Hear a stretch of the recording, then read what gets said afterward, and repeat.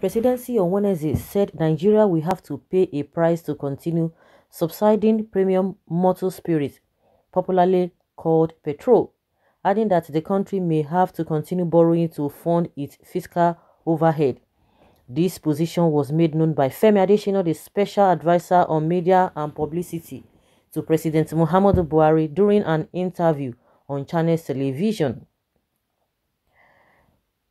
Head or tail, Nigeria will have to pay a price, he said.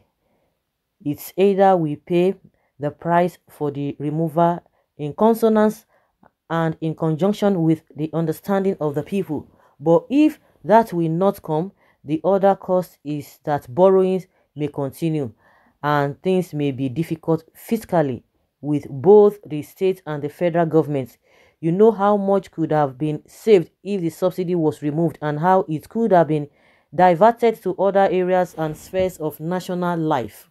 But if you do not go that way, and I agree that it may not be auspicious to go that way, then we have to pay a price. Last year, the Senate approved some loan requests by the government.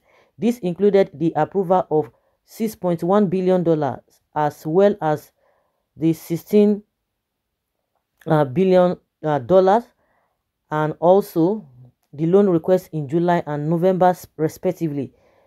According to Adesina, oil prices have been fluctuating globally for years as a result of one reason or the other, particularly due to COVID-19 since 2019. He stated that the price witnessed a decline as low as $30 per barrel, but later rose above $80 per barrel.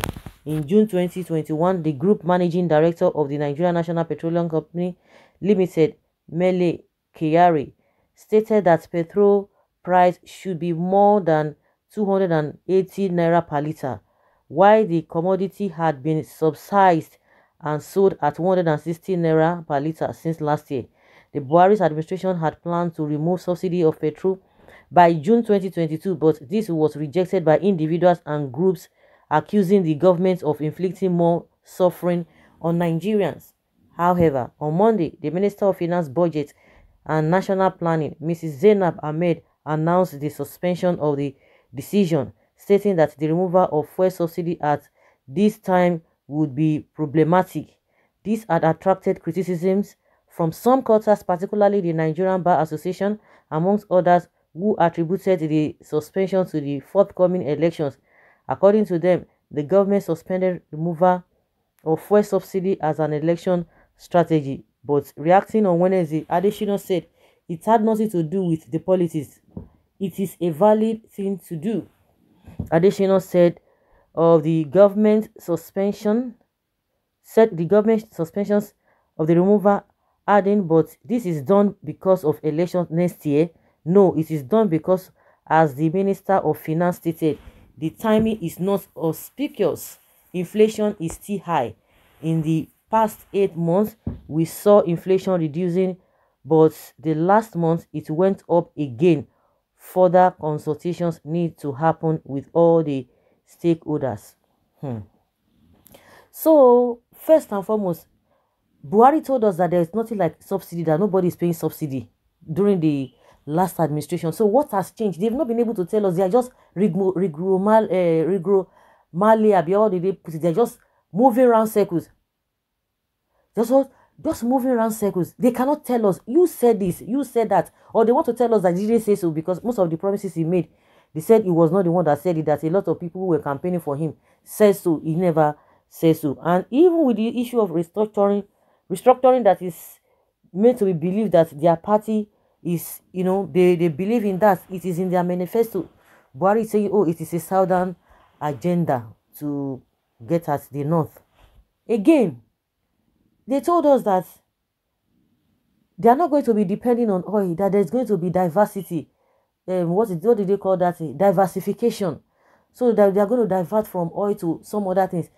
The area that we need to deal with our population. Okay, now they will be telling you, oh, we cannot separate, we cannot do this and that. Our population, our diversity, our this, our natural, everything. Yet, the country is not moving forward. With our population, does it mean that there's nothing they can do about our population? The easiest way is for people to go into farming. And a lot of people started going into farming. Buhari invited all this, telling us that visa on an arrival. On arrival, these people, we don't know where they came from. Some people said they came before election, 2015 election. But at least when Buhari came on board, what we know is that he said visa on arrival. By who? Who are the people coming to Nigeria? The same Fulani S-men across the continents. They have been coming and they are causing mayhem. What happened? Something happened in Delta State some days ago. This say Fulani S-men. Fulani, Buhari does not do anything. Governor Otom has been crying here and there that these guys do not allow people to farm because they want to take land. Those are the areas. That's one of the areas at which you can really diversify and look into other places. Now it is only that oil that they are still depending on. So he didn't have anything. He just wanted to be president and see what he has cost. Borrowing money. What have Nigerians? What have we gained? Nothing.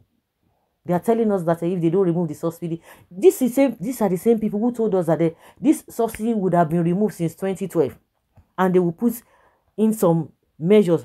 I heard somebody saying that removing the subsidy is not the problem of Nigerians, that the trust, because you see that some people are talking about their pension, they can't even collect their pension because some people will be somewhere.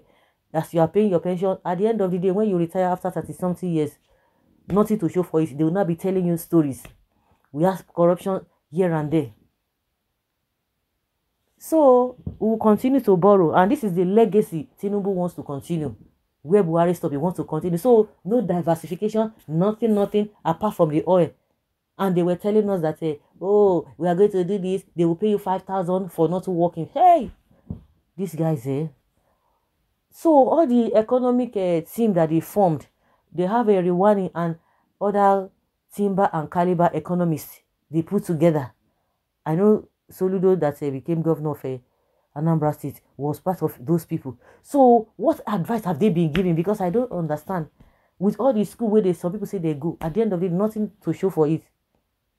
We're just deceiving ourselves, be praising ourselves. They just be hyping themselves. Oh, this one has been in politics. He's a master of politics. Oh, this one is a professor. This one is a Jagaban. This one is Jagago. At the end of the day, nothing to show for it. We will continue to borrow. Unfortunately, this is terrible. This is really terrible. We'll continue to borrow. That is the condition. If no one made the remover, they will continue to borrow. You better listen to reasonable advices from Nigerians. Cut cost of governance. Change old ways of paying subsidy. Lower the interest rates and with this appropriate finance in an unbiased manner. Encourage youth to go into farming. Oh, which people? The youth say don't go into farming, but they couldn't even. A lot of people have died in the process. Finally, fix electricity. No more, no less. Reduce the cost of governance. People are saying it before talking of subsidy removal. Lawmakers can't be going home with 30 million naira every month, and you are paying 30k as a minimum wage. Oh, they tell you that people will just be complaining about the lawmakers taking this home, taking that home. At the end of the day, even if they put all the money together, it will not still solve the problem of Nigeria.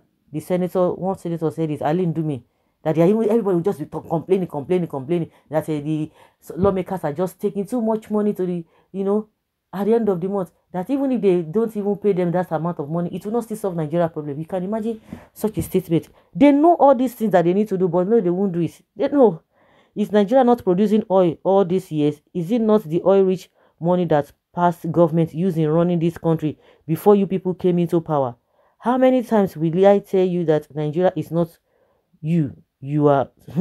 Nobody is talking about reduction in the cost of governance. We shall continue to be in a mess. Merging ministries and MDA will never solve our problem. Reduce cost of governance. Scrap House of Rep completely. This team of thieves have nothing to offer Nigerians. They are just there to punish those that voted them into power. It is the lone audacity for me. What is wrong with this man and the entire presidency? Trying to blame Nigerians for the frequent borrowings they haven't accounted for. Such effrontery and mental laziness.